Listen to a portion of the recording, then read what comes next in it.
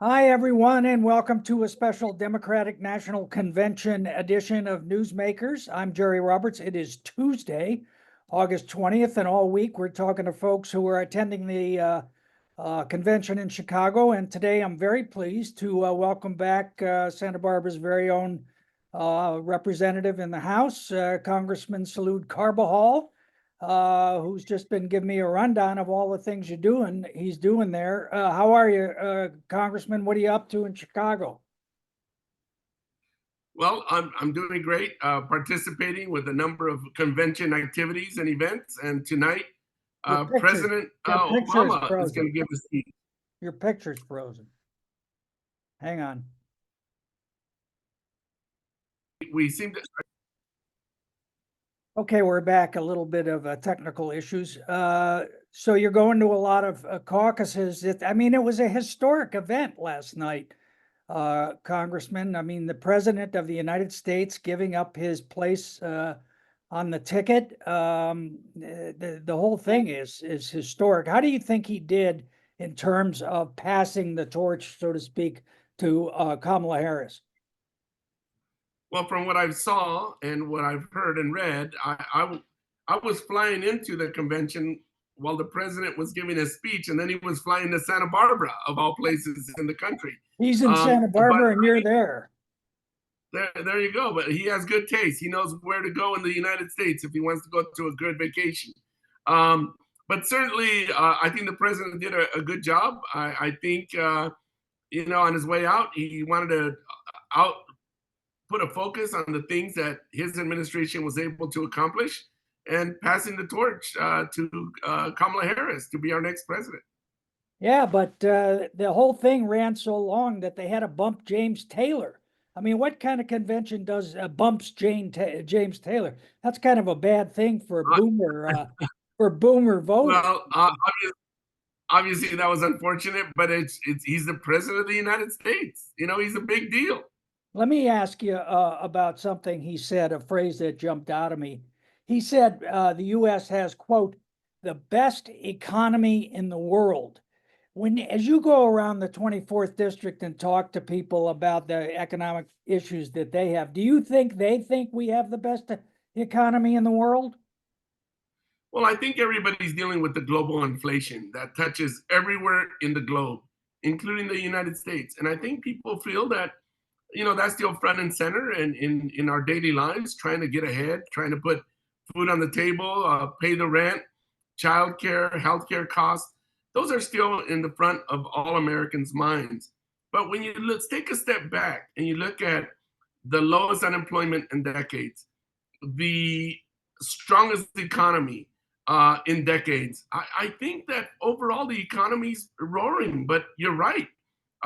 There is still the basic inflation. Even though it has gone down significantly, there is a stabilizing of prices that increased during this inflationary period, and families are still experiencing it and struggling. So it's one of those juxtapositions where it's true the economy is one of the strongest economies in our world today, the United States, but people are still reeling from those realities of increased prices. I know you just got there last night, but you've been very busy today going to various caucuses and events and so on. Um, how would you characterize the mood among, these are the most active Democrats there are in the country. It seemed like there was a lot of optimism last night from the podium. Do you think Democrats are overconfident, or what's your take? I think there's a sense of unity. I think there's a sense of optimism, and Democrats are energized. They are energized like we haven't seen in many previous elections, and I think it's going to fare well at the ballot. I think there's always a concern of being overconfident, but I think the momentum is here. The momentum keeps rising, and when you consider the contrast, that's really what's fueling this. The contrast is that we have a convicted felon, a very old individual who's running on the other side, who instead of focusing on policy is focusing on silly things, identity issues, culture wars, really not about taking us forward. And so I think Vice President Harris, our nominee for president, and Vice President nominee Waltz are talking about the future and how we hope to continue to make this country the great place that it is by continuing to invest in people, to make sure that we're investing in our society in a way that keeps moving us forward, and an inclusive society, not one that divides us, not one that looks at segments of our communities and our country in a derogatory way, but rather is trying to unite us, to move us forward. And that's what I think a future president, Kamala Harris, and Vice President Waltz will do. You know, I was struck last night watching it on TV, and I wrote a little bit about this today. The themes that were being sounded quite often, besides the obvious attacks on Trump, I mean, you heard a lot about patriotism and freedom and optimism about the future. I felt like I was time traveling back to the 1984 Republican convention with Ronald Reagan or something. A lot of flags going on. I want to ask you about the military because Donald Trump has been making these comments about the Presidential Medal of Freedom being a better award than the Congressional Medal of Honor, which obviously is the highest honor for the military. And of course, you know, he stated previously that people who were in the military were suckers and losers. Is that a contrast that you think Democrats are going to be able to take advantage of? Absolutely. And I think you can see it. Who claims that a civilian Medal of Freedom issued by a president to one of his donors is more important than the Medal of Honor given to those that have sacrificed their lives or lost a limb for fighting for our democracy and our country? It is so obvious that he's so out of step. Somebody who's dodged the draft because of bone spurs, somebody who doesn't appreciate what true patriotism is or means. Certainly, Democrats are seizing on it because those are the views and values of former President Trump. And I think he's so out of step that these are very salient issues that Democrats are now focusing on to remind the country what's at stake and what does it mean to be patriotic. Freedoms, when we talk about freedoms, taking women's reproductive rights away, invading people's lives the way they are proposing with Project 2025. This is Trump's Project 2025. And if you read those 900 pages, it tells you where they want to go with our country. And it's going to the dark ages, not moving forward, not being inclusive, not trying to make our country prosperous, not uniting us. And that's what Vice President Kamala Harris and Governor Waltz are doing as our ticket for president and vice president moving forward. Yeah, you're a veteran of affairs committee. You've done a lot of work in that area. What do you make of these attacks by J.D. Vance on Tim Walz and his service in the National Guard, saying he abandoned his unit when they were about to go to Iraq? Is that a fair hit? It's an insult to all veterans when he says that. To not appreciate Governor Walz's service is ridiculous. Governor Walz served honorably, and it's silly that a veteran would try to demagogue another veteran. And I could see if it was founded, but it's totally unfounded. And they're both veterans. Why is he doing that? I was a reservist. Is that service any less than an active duty service member? Absolutely not. What'd you think when you heard that the first time? I was angry and appalled, to be honest with you. But I think it just goes to who we're talking about here. The contrast. President Trump, former President Trump, and J.D. Vance, who are so out of step with our American values. It is ridiculous, their platform of insults, of not really focusing on policy and what it means to move our country forward. Wait, let's take a step back. I mean, in terms of national security and military affairs, how would you describe what you would see going forward in terms of policy about Ukraine and about the war in Gaza between Vice President Harris and Donald Trump? Well, first of all, I think Vice President Harris and Vice President to be Waltz and future President Kamala Harris, should I say, is going to be very decisive. It's building on what it means to have the best national security. It means protecting our allies, NATO, and supporting countries like Ukraine to thwart aggression by Russia. It means doing everything that we can to support our ally like Israel, but demand that also Israel uh, behave responsibly in a way that values human life and that we reach a ceasefire as soon as possible. That is what Vice President Harris is working on and will continue to work on to make sure we have good foreign policy where we continue to be respected in the world and not denigrated or demeaned like former President Trump did during his many years in office. Yeah. JD Vance and Trump are not behaving in a patriotic way. Let's call it for what it is.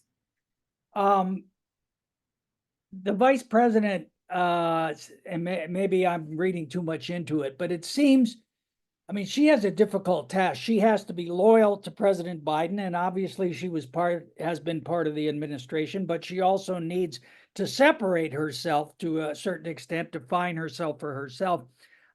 I thought I see a little daylight between her and the president on the question of Israel and how much, balancing the protection of Israel, the security of Israel versus the obvious horrible things that are going on in Gaza. Do you see a difference between her view on that and the president's or not? I mean, that's a big deal internally in the Democratic Party.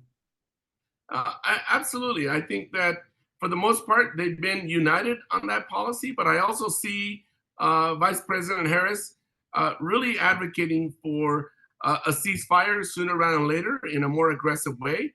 I think she's trying to achieve the balance that we want in the Middle East, supporting Israel, but at the same time, making sure that we have a policy that gets us to a two-state solution, one that is both hope and prosperity for the Palestinians as well as the state of Israel. And so I think she's going to continue to build on a good foreign policy and not a dictator like foreign policy platform like Donald Trump has been advocating for. Yeah. The the informal or formal slogan of the convention of the Democrats is "We're not going back," which is I think just strategically a very good thing. It's got a lot of layers to it. But last night sure felt like you were going back. I mean, most of the president's speech was about what he had accomplished, and you had Hillary Clinton there. Now we got Obama coming tonight.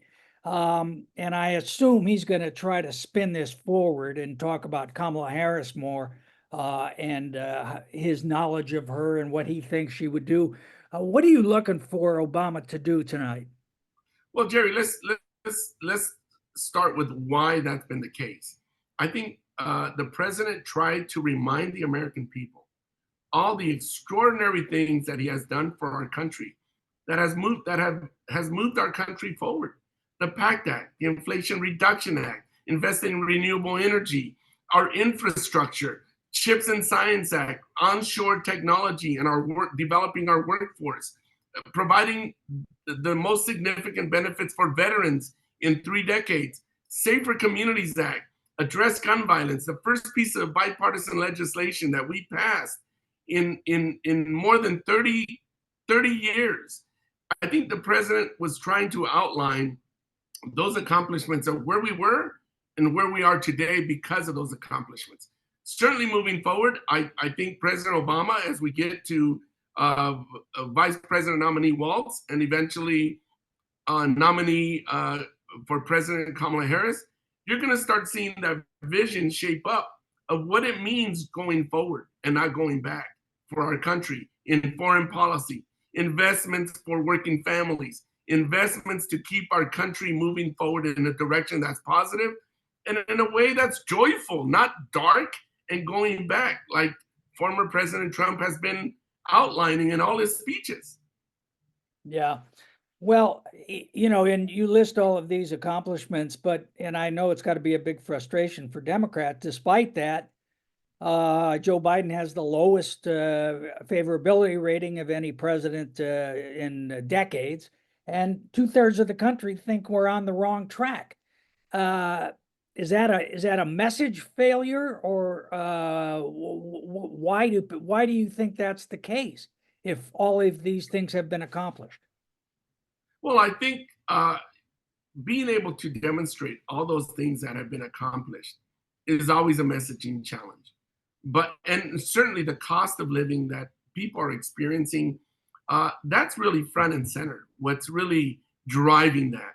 But I think if they step back and they look at all those accomplishments and look at the investments that future President Kamala Harris and Waltz are talking about, they're going to quickly realize what that means. And when you consider the contrast with the person who spends all his time uh, throwing out insults, not outlining a vision for our country, taking us back, dividing us, being in criminal trial after criminal trial, I think the choice is going to be clear for the American people.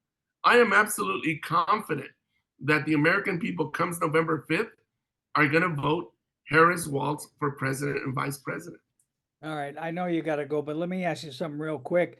The Republicans in the House yesterday released this committee report saying that President Biden has committed, quote, impeachable offenses. It's 200 and some pages. I was going around the dial last night looking at how different outlets were covering the convention, and over at Fox, that's all they're talking about is this report. Have you seen it? Have you read it? Do you credit it at all? I think it's baseless. It's a detraction from the issues. It's a detraction to take away from the fact that nominee for president Kamala Harris is skyrocketing. The momentum is positive. People are fired up. It's their way to detracting and trying to beat down President Biden because he had such negative numbers, and they want to fixate on that to try to get the American people to focus on that instead of the issues at hand and the fact that uh, future President Kamala Harris offers a very positive vision and distracting away from those accomplishments. Uh, Prescription drug costs now for diabetics no more than $35 a month. It's medication for seniors capped at $2,000. All those things are now hitting the ground, and people are starting to realize and understand what those policies have meant for our country. And again, with the vision being outlined by Kamala Harris and Waltz, I think are going to make it crystal clear to the American people in the next few days what that contrast is with former President Trump. Yeah, and that contrast is going to be crucial. I mean, my own view is, whatever cliche you want, it's a coin toss election, it's a jump ball election. I still think it's going to, come down to a few thousand people in those Midwestern states. What last question? What do you think the Democrats need to have their message be coming out of the convention when it wraps up after her speech on Thursday night? Repeat that again. I didn't catch the end of it. What do Democrats need to have their message be on Thursday night as the balloons drop and the Vice President Harris finishes her speech? Where do you think the party needs to be to go forward to win this still very challenging election? Well, I think the American people need to be clear in understanding that President to be Kamala Harris provides a vision of prosperity, investment in working families, investment in our foreign policy that continues to make us stay regarded by the world in protecting NATO and being a strong supporter of NATO, and making sure that we're doing everything possible to continue to bring down prices for American families who are still struggling when they are buying groceries. They are paying the rent. They're providing for child care, health care costs. Those are the types of things that the American people want to see. What are those strategies? What is that vision that is going to give them hope and prosperity in the future? Do you support price controls? I think that we need to look at all the tools in the toolbox to assess how we might be able, or will be able to, should I say, to bring down costs. All right. Representative Salud Carbajal, Congressman for the 24th Congressional District, thank you so much for taking the time to speak with us from Chicago. I know you got a lot of schmoozing to do. You're looking ahead to that, and we always appreciate you taking the time to speak with us here on Newsmakers. Thank you, Jerry. Let me just conclude by saying Democrats are energized, mobilized, and there's a positive vision on the table. And I believe that comes November 5th, we're going to see President Kamala Harris and Vice President Vance get elected. All right. Thank you, Congressman. Thanks very much. Thank you. Thank you. Take care.